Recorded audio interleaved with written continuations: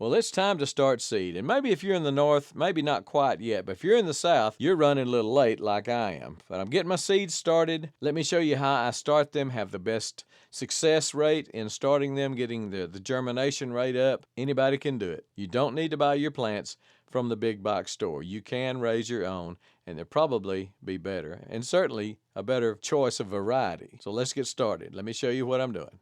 So I forgot to get a good starting mix from Haas. Starting mix doesn't have the bark and stuff you see in this one, so I've just got some regular potting mix. And I decided to try to screen it, run it through a little sieve here. So I'm just using an earth box, the bottom of an earth box, to cut down on the bark and twigs and things like that that are mixed in this. So I'm just kind of screening it out. Seed starting mix is the best to use. As you can see, there's a lot of little bits and pieces here that will not be in my seed starting mix now because I've screened it out. And you can see that this is pretty fine, going to be a good starting type potting mix because I've taken out all the trash. This is the potting mix that I use. It's Burger BM7. So here we are going to plant. This is my I believe it's 162 cell tray from Haas. And I'm taking the out of the earth box where I sieved the soil. I'm taking that and just pouring it in here. Trying to be careful with the edges and such because potting mix is pretty expensive now. You just don't want to waste any. So I try to make a good even level all the way across. Again, try not to spill any because it is expensive.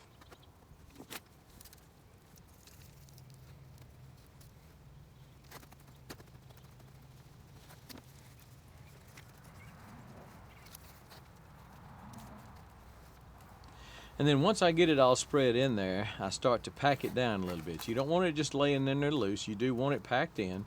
Each individual cell, you want to get that packed in. So I'll go through there and do that to pack it down. And then I come back and spread it out. I want those dimples to be smoothed out over. I want it to be nice and smooth. Fill in all the holes, all the dimples.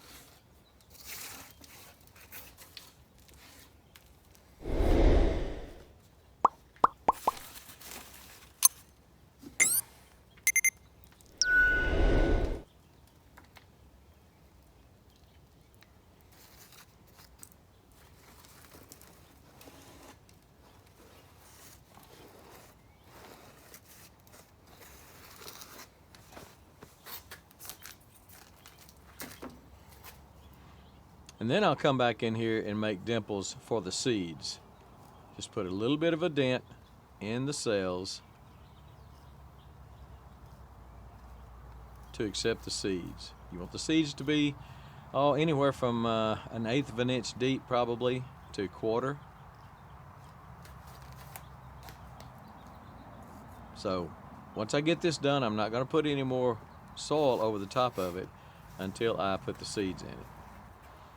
Always make sure you have plenty of markers, that you mark your stuff before you plant it so you'll know exactly what you have.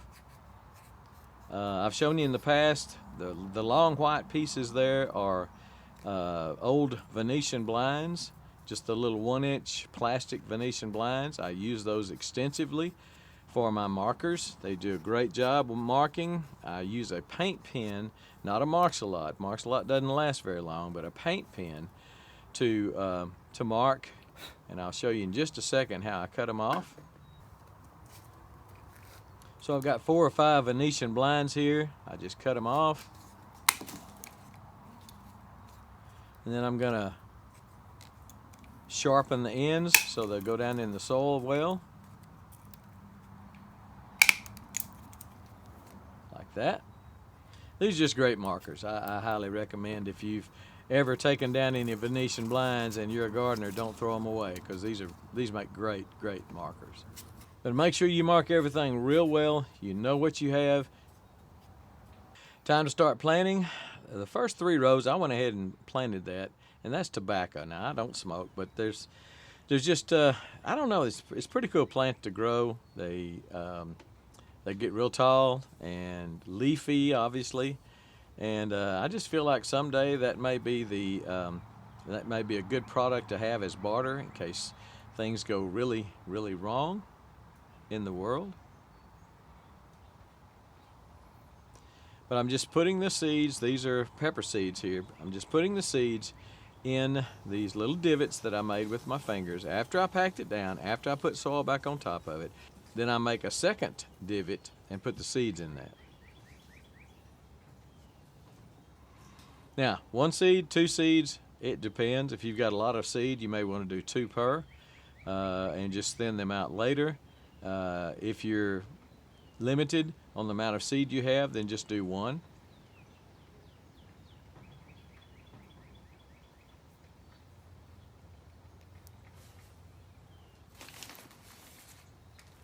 Make sure the seed has good contact with the soil. I press down on the seed, which makes the divot a little bit deeper.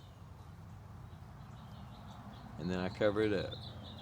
Or I'll wait till I'm finished with the whole thing to cover it up. Sometimes I'll do that also. Cover each and every one of them up. Just trying to show you what I'm doing here and how I'm doing it and why I'm doing it this way.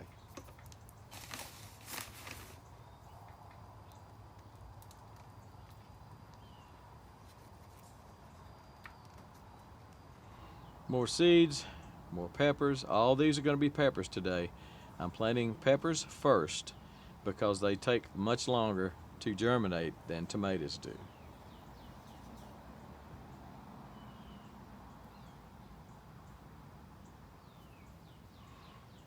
Make sure you place your markers as you go. Before you move on to the next row, mark the row you just did.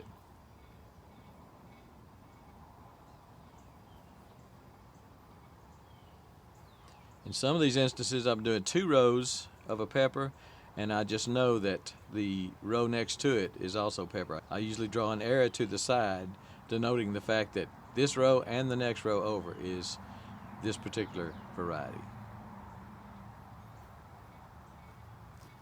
Some of these seeds are so small, I know you're not going to be able to see them, but that's okay. You get the idea. So again, all these are peppers, and all these will go inside the house. I like to start my seeds inside the house. I'm in the barn right now, but I like to start my seeds inside the house. Let's go inside the house and see what we got going on. Okay, so it's been about 5 days since I planted those peppers. So I've just planted these tomatoes. Now the reason I waited 5 days to plant the tomatoes, and I wait 4, 5, 6 days, something like that, sometimes a week, is because peppers are slow to germinate. Therefore, the tomatoes are probably going to come up maybe even before the peppers, but certainly around the same time. Hopefully these will both germinate about the same time. Tomatoes are pretty easy to germinate, pretty quick to germinate. And so I wanted to see, what I'd like to see is the tomatoes and the peppers germinating at the same time, where as soon as I see them come up, I can put them under the grow lights. Now the grow light's out in the barn, it's not in this room. But I like to start inside the house because there's just, you control the temperature better. Even though I'm regulating the soil temperature with a heat pad, I still have found that I get much better success, quicker germination and much better success in germination when I start seeds in the house. So that's why I have brought I've got a little table here that I keep out in the barn, and I brought it in the house.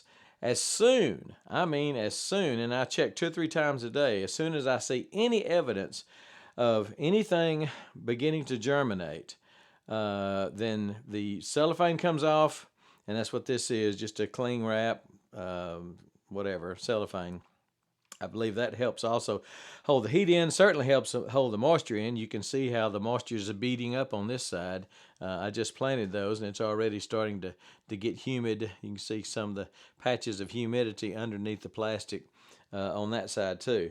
So plant, like I showed you, plant in stages if you need to. If you're planting 2 different things and you've got a grow light and you want to try to move everything, get everything germinating at one time, then you might want to do what I do, and that's plant peppers first, followed by tomatoes maybe 4, 5, 6 days later, 7 days later. And it could be that I should have waited a week or 2 because the peppers are just that hard to come up.